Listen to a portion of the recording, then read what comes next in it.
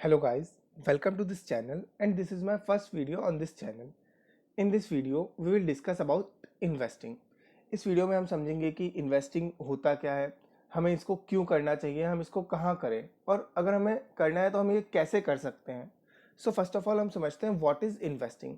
So investing is putting your money into bank account, corporate bonds, stocks, mutual funds, etc. in hope that it will grow in future. So in basic language, आप अपना पैसा कहीं पे भी डाल रहे हो इस होप में कि वो आगे जाके ग्रो करेगा, उसको इन्वेस्टिंग बोलते हैं. So according to me, investing केवल पैसों के साथ नहीं होना चाहिए. आपने कोई बुक पढ़ी और उससे आपकी नॉलेज बढ़ी तो वो भी एक इन्वेस्टमेंट है. आपने ये वीडियो देखी, इस वीडियो से आपको कुछ सीखने को मिला, ये भी एक इन्वेस्टमेंट है. सो फर्स्ट ऑफ ऑल हम समझते हैं कि why one should invest. If you are doing anything, आप अपने आप से पूछो कि मैं ये चीज़ क्यों कर रहा हूँ. इससे वो काम करने की इच्छा आपके में और ज़्यादा जाग जाती है. क्यों? क्योंकि आपको रीज़न मिल गया वो काम करने का.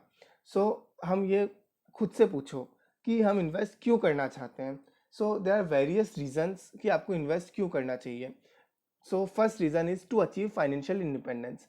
अब फाइनेंशियल इंडिपेंडेंस ये वर्ड, ये टर्म मार्केट में बहुत चल रहा है कि आपके पास इतना पैसा होगा तो फाइनेंशियली इंडिपेंडेंट हो जाओगे एंड ऑल. सो आप सबसे पहले समझो कि फाइनेंशियल इंडिपेंडेंस होता क्या है, इस वर्ड का मतलब क्या है. सो इस फाइनेंशियल इंडिपेंडेंस को लेके दो टाइप के लोग होते हैं, दो ग्रुप के अलग अलग पर्सपेक्टिव है. सो हम लोग पहले फर्स्ट ग्रुप का पर्सपेक्टिव देखते हैं. फर्स्ट ग्रुप बोलता है कि इफ़ मैं इतना कमा रहा हूँ कि मैं अपने एक्सपेंसेस को लेके किसी पे रिलाय नहीं कर रहा हूँ तो मैं फाइनेंशियली इंडिपेंडेंट हूँ. एंड ये जनरली जॉब वाले लोग होते हैं, जो लोग जॉब जॉब कर रहे हैं. एंड सेकंड ग्रुप बोलता है कि इफ़ मेरे पास इतना पैसा हो कि मुझे आगे कमाने की ज़रूरत ही ना पड़े तो मैं फाइनेंशियली इंडिपेंडेंट हूँ. एंड अकॉर्डिंग टू मी, मैं भी उन लोगों में हूँ जो मैं भी सेकंड वाले ग्रुप में हूँ कि मैं भी ये मानता हूँ कि मुझे इतना कमाने की मेरे पास इतना पैसा हो कि मुझे कमाने की ज़रूरत ही ना पड़े तो मैं फाइनेंशियली इंडिपेंडेंट हूँ. बिकॉज जब मेरी डिबेट होती है फर्स्ट ग्रुप के लोगों के साथ तो मैं ये बोलता हूँ कि अगर आपके पास कोई ऐसा एक्सपेंस आ गया जो आपने सोचा ही ना हो तो आप क्या करोगे. उसके लिए आपको या तो डेट लेना पड़ेगा या आपको अपने पेरेंट्स से पैसे मांगने पड़ेंगे.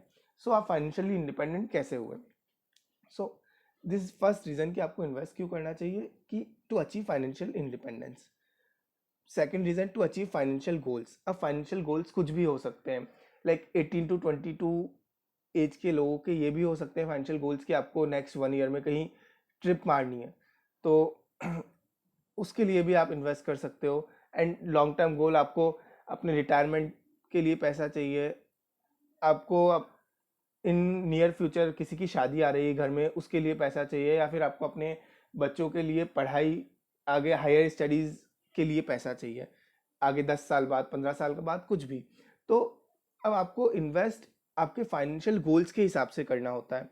इस बारे में हम लोग आगे डिस्कस करेंगे कि किस टाइप के फाइनेंशियल गोल्स को कैसे इन्वेस्ट करना चाहिए. सो फाइनेंशियल गोल्स कैसे भी हो सकते हैं, शॉर्ट टर्म भी हो सकते हैं, लॉन्ग टर्म भी हो सकते हैं. Third one, to create wealth. This is the basic reason to invest कि आपको पैसा बनाने के लिए, आज के ज़माने में कौन नहीं चाहता कि मेरे पास पैसा हो. And fourth reason, to live life to the fullest. आपको अपनी ज़िंदगी ऐश से जीने के लिए कि मैं जो चाहूँ वो खरीद सकूँ, जो चाहूँ वो पहन सकूँ, जहाँ चाहूँ वहाँ घूमने जा सकूँ. सो बेसिकली अगर इन सब चीज़ों को अचीव करना है तो आपको इन्वेस्ट करना ही होगा. Now different options for investing. आपके पास ऑप्शंस क्या क्या है इन्वेस्ट करने के.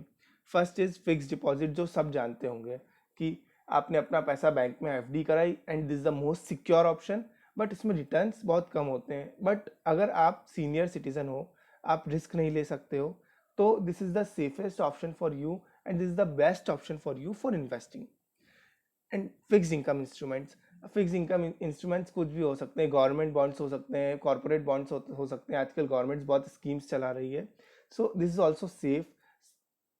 जो कंजर्वेटिव इन्वेस्टर्स हैं वो इसमें भी इन्वेस्ट कर सकते हैं. फिक्स इनकम इंस्ट्रूमेंट्स में आपको एफडी से 1 to 2% ज़्यादा रिटर्न्स मिलेंगे. अगर एफडी में आपको 5 to 6% रिटर्न्स मिल रहे हैं तो फिक्स इनकम इंस्ट्रूमेंट्स में 7 to 8% रिटर्न्स मिलेंगे.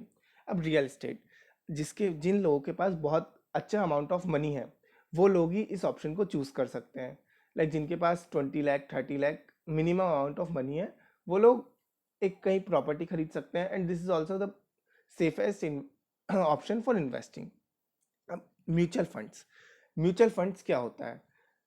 Mutual funds basically, mutual funds में आप इन्वेस्ट करते हो तो आप अपना पैसा स्टॉक मार्केट में इन्वेस्ट कर रहे हो, बट वो पैसा आपका कोई हाईली क्वालिफाइड लोग इन्वेस्ट कर रहे हैं स्टॉक मार्केट में। अगर आप स्टॉक मार्केट के बारे में कुछ नहीं जानते हो तो आपके लिए म्यूचुअल फंड एक अच्छा ऑप्शन है स्टॉक मार्केट में इन्वेस्ट करने का।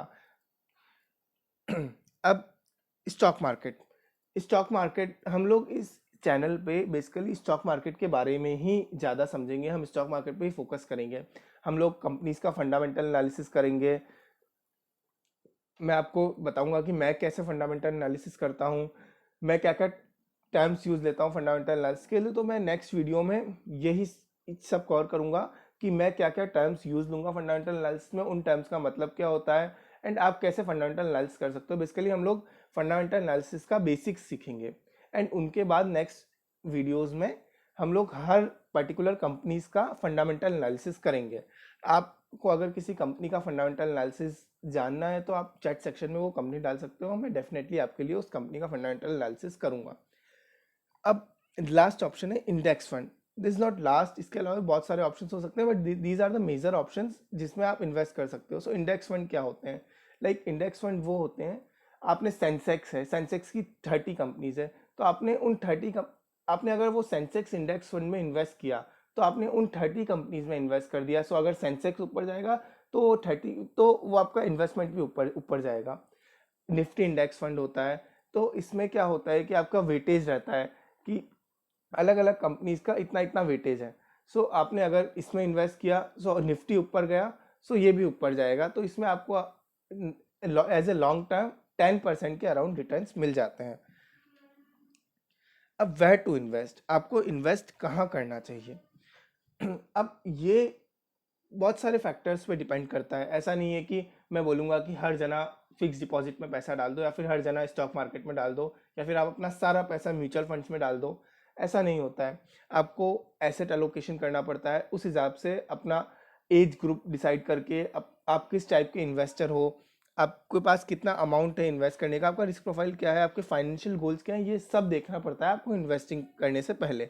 सो हम लोग समझते हैं पहले कि एज ये कैसे एक फैक्टर हो सकता है इन्वेस्टिंग के लिए। सो आपने एक फॉर्मूला सुना होगा कि 100 माइनस योर एज, आपको ये इतना पैसा स्टॉक मार्केट में डाल देना चाहिए। बट मैं ये फॉर्मूला यूज़ नहीं करता हूँ। लाइक मुझे ये फॉर्मूला समझ नहीं आता, बिकॉज अगर आप 18 to 25 एज के हो एंड आपके 10,000 रुपीज़ पर मंथ बच रहे हैं, या फिर 20,000 बच रहे हैं, 5,000 बच रहे हैं, सो आपने अगर 75% पैसा स्टॉक मार्केट डाल दिया तो आपके पास बचेगा क्या? 25%। वो 25% कितना होगा? 2,000, 2,500। सो इतने से पैसे से आप और कहाँ कहाँ अलोकेट करोगे? सो मेरे according at this age and इतने कम अमाउंट के लिए FD, stock market, mutual funds या इंडेक्स फंड्स, ये प्लेसेस होती है इन्वेस्ट करने के लिए। एंड आप स्टॉक मार्केट के थ्रू रियल एस्टेट में भी इन्वेस्ट कर सकते हो। लाइक बहुत सारे REITs होते हैं, रियल एस्टेट इन्वेस्टमेंट ट्रस्ट। यहाँ पे आप इसमें आप रियल एस्टेट में इन्वेस्टमेंट कर रहे हो, बट वो आप स्टॉक मार्केट के थ्रू कर रहे हो। इसमें आपको पैसा भी बहुत कम चाहिए होता है, एंड आपकी रियल एस्टेट में इन्वेस्ट करने की जो एसेट एलोकेशन के थ्रू अगर आप रियल एस्टेट में इन्वेस्ट करोगे तो आप डायरेक्ट इनके थ्रू वहाँ इन्वेस्ट कर सकते हो। सो अब 18 to 25 वाले लोगों के लिए हो गया कि आपको अकॉर्डिंग टू मी इन चीज़ों में इन्वेस्ट करना चाहिए। एंड एफडी 18 to 25 वाले लोगों को मैं इसलिए सजेस्ट नहीं करता हूँ बिकॉज उनकी रिस्क टेकिंग कैपेसिटी ज़्यादा होती है। सो अगर आप रिस्क थोड़ी ज़्यादा ले सकते हो तो आपको या तो स्टॉक मार्केट में या म्यूचुअल फंड्स में इन्वेस्ट करना चाहिए। सो अकॉर्डिंग टू मी, अगर आपको इन्वेस्टिंग स्टार्ट करनी है तो आप इंडेक्स फंड से स्टार्ट करो एंड सीखो कि आप शेयर्स का फंडामेंटल एनालिसिस कैसे करते हैं, हमें क्या क्या देखना होता है फंडामेंटल एनालिसिस के, एंड धीरे धीरे आओ आप म्यूचुअल फंड्स में, एंड देन आप प्रॉपर शेयर्स पे आओ। इससे आपका पैसा भी सिक्योर रहेगा एंड आपको रिटर्न्स भी मिलते रहेंगे। एंड आपको अगर फंडामेंटल एनालिसिस के बारे में और नॉलेज लेनी है तो इस चैनल के साथ बने रहिए। मैं आपको विश्वास दिलाता हूँ कि आप नेक्स्ट 15 to 20 डेज में अच्छा खासा फंडामेंटल एनालिसिस सीख जाएंगे। सो अब योर रिस्क प्रोफाइल, ये सेकंड फैक्टर है। अब आपकी रिस्क प्रोफाइल क्या है? इफ़ आप सपोज आप सीनियर सिटीजन हो, आप रिस्क नहीं ले सकते हो, एंड आपने शेयर मार्केट में पैसा डाल दिया एंड वो नीचे आ गया, तो आप क्या करोगे? आपने तो अपने रिटायरमेंट के सारे पैसे उसमें डाल रखे हैं। सो ऐसे लोगों को फिक्स्ड इनकम इंस्ट्रूमेंट या फिर फिक्स्ड डिपॉजिट्स इन जगह पैसा डालना चाहिए, ताकि उनका पैसा सेफ रहे, क्योंकि उनकी जो प्रायोरिटी होती है वो होती है कि पैसा सेफ रहे। अब third point, how much amount you want to invest. अब आप कितना अमाउंट इन्वेस्ट करना चाहते हो? आप अगर 10 लाख 15 लाख इन्वेस्ट करना चाहते हो, तो आप एसेट अलोकेशन लेके कि मैं 50% स्टॉक्स में डालूंगा, 10% इंडेक्स फंड में डालूंगा, 40% रियल स्टेट में डालूंगा, ऐसे करके आप अपना वो बना सकते हो। तो इस ये भी डिपेंड करता है कि आप कितना अमाउंट इन्वेस्ट करना चाहते हो। हालांकि आप अगर 3000 4000 पर मंथ इन्वेस्ट करना चाहते हो, तो वही है, आपके पास म्यूचुअल फंड्स या स्टॉक मार्केट ही इन्वेस्टमेंट का ऑप्शन बचता है। योर फाइनेंशियल गोल्स, ये सबसे इंपॉर्टेंट चीज़ है जो लोग देखते ही नहीं है इन्वेस्टमेंट करने से पहले। सपोज करो किसी का फाइनेंशियल गोल था कि उसको 2020 में किसी की शादी है एंड उसके लिए उसको पैसा चाहिए था। अब उसने अपना पैसा डाल के स्टॉक मार्केट में डाल दिया। अब उसको वो पैसा 2020 में तो चाहिए, बट 2020 में आप सब जानते हो स्टॉक मार्केट की क्या हालत हुई थी। स्टॉक मार्केट गिर गया था, तो उसका पैसा तो खत्म हो गया। इसलिए आपको अगर नियर टर्म 1 to 2 ईयर्स में पैसा चाहिए, तो आप स्टॉक मार्केट में अलोकेशन बहुत कम लो। आप अलोकेशन लो 10 to 20% एलोकेशन लो, बाकी फिक्स्ड इनकम इंस्ट्रूमेंट्स में लो। आप फिक्स डिपॉजिट में पैसा डालो या सेविंग अकाउंट में डालो, बिकॉज यहाँ पे आपका पैसा सिक्योर तो रहेगा। एंड अगर आपके फाइनेंशियल गोल्स हैं 10 ईयर्स 15 ईयर्स बाद के, तो आप अपना पैसा शेयर मार्केट में डाल सकते हो।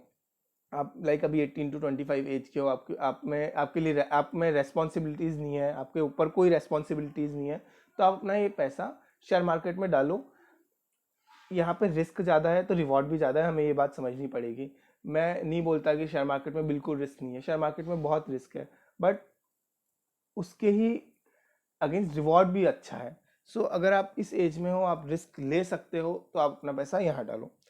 एंड लास्ट पॉइंट, कि which type of investor you are.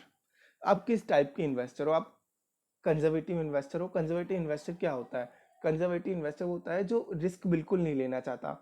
वो ये बोलता है कि भले ही मेरा पैसा कम बढ़े, बट मेरा पैसा रिस्क की जगह नहीं जाना चाहिए। तो ऐसे लोगों को स्टॉक मार्केट में इन्वेस्ट भी करना है तो ब्लू चिप स्टॉक्स में इन्वेस्ट करें।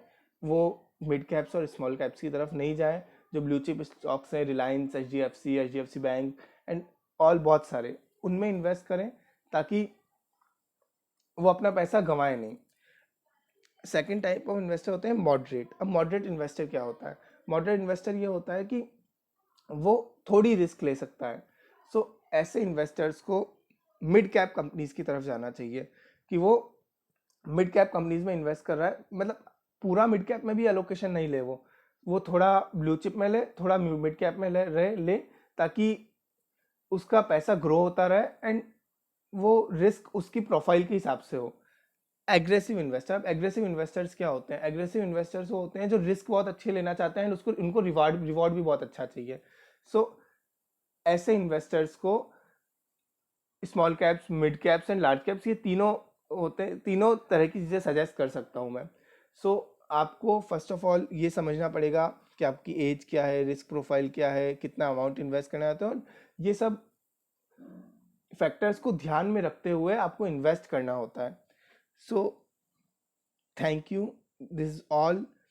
Please subscribe our channel, like and share this video and hit the bell icon. Stay home, stay safe.